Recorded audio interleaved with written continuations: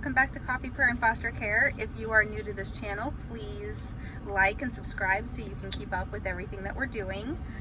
Today I am signing up baby girl for the WIC program, and I thought I'd make a video because there is a lot of stigma attached to the WIC program, and it's something that is offered to all the children in foster care. They're automatically accepted into the program, and it's something that is very important because it's very helpful for them, especially little babies like we have, because you are able to get formula for free, and that is a wonderful, wonderful gift that they are able to have.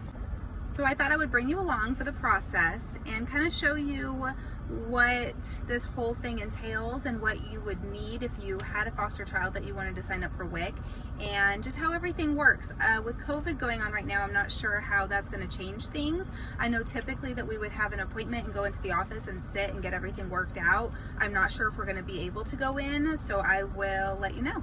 So when you go to the WIC office to sign your foster child up for WIC, you are going to need their placement papers that you received when you picked up the child, and you are also going to need your photo ID. And if you have their Medi-Cal number, that is very important. You need to bring that as well. When you bring all of that, the first thing you're going to do is look the child up to see if they have ever previously been on WIC, and if they have, they're going to transfer all of that information to you and your account so that you can just take that over. If they have never been on WIC, which is the case for baby girl, since she's a newborn, they will create an entirely new account for her. Depending on the age of your child, they're going to ask what your child eats, their nutrition, if they are healthy, and they will cover nutritious items for them at the store. So if they're older, they will cover bread, milk, eggs, dairy products like that. We have never had WIC for an older foster child because we did not have the placement long enough to utilize WIC, and also it just was easier in our situation to pick up those items with the rest of our grocery things. With baby girl, it's important to get her on WIC because formula is very, very expensive, and if the state is willing to help us with that, then we are going to utilize it.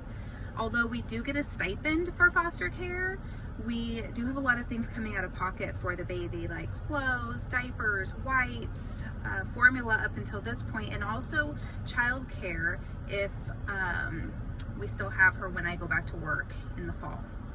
So in this case, we are going to sign up for WIC and utilize that funding. Okay, so I just finished coming up to the WIC office, and they are not letting anybody inside due to the coronavirus. So what I had to do was hold up my placement paperwork to the window, and they wrote down baby girl's information, and then I showed them my Medi-Cal number for her, and then my photo ID. So what they're going to do now is go look her up in the system. Like I said, they're going to make sure she's never been on WIC before, which she has not since she is a newborn.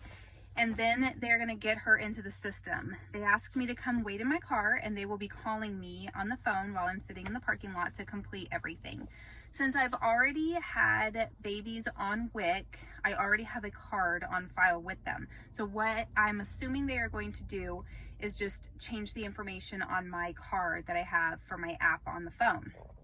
So once they're finished calling, I will let you know what they say. Okay, so I just finished up my phone call with the WIC office. They're so very sweet in there. Every experience I've had has just been really wonderful. So basically, the phone call lasted about 5 minutes, and they asked me all kinds of questions about the baby, where she was born, if she had any health issues at birth, how much she's eating, what formula she's on. They only offer Enfamil. Right now the baby is taking Similac, so if we use WIC, we will have to switch her to Enfamil. I'm trying to think of everything else they asked me. They asked her birth weight, how long she was, and just some other personal information about her.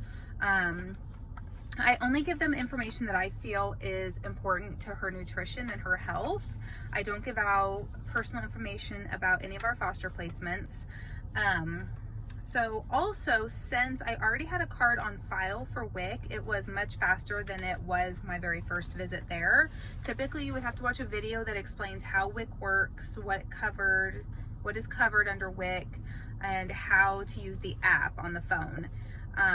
But since I've already done all of that and I already have a card on file and I have the app on my phone, they were able just to update all of the information with our baby's information. So it was pretty quick and pretty easy, and I hope this video helps you a little bit understanding how WIC works. And it is definitely a personal choice if you choose to use WIC with a foster placement. You absolutely do not have to.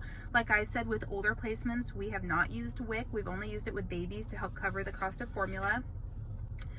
I hope that you enjoyed this video. If you did, give us a thumbs up and feel free to comment if you have anything that you would like to say or any questions. And in the description box below, I will put a link to our email if you wanted to contact us directly. Okay, bye.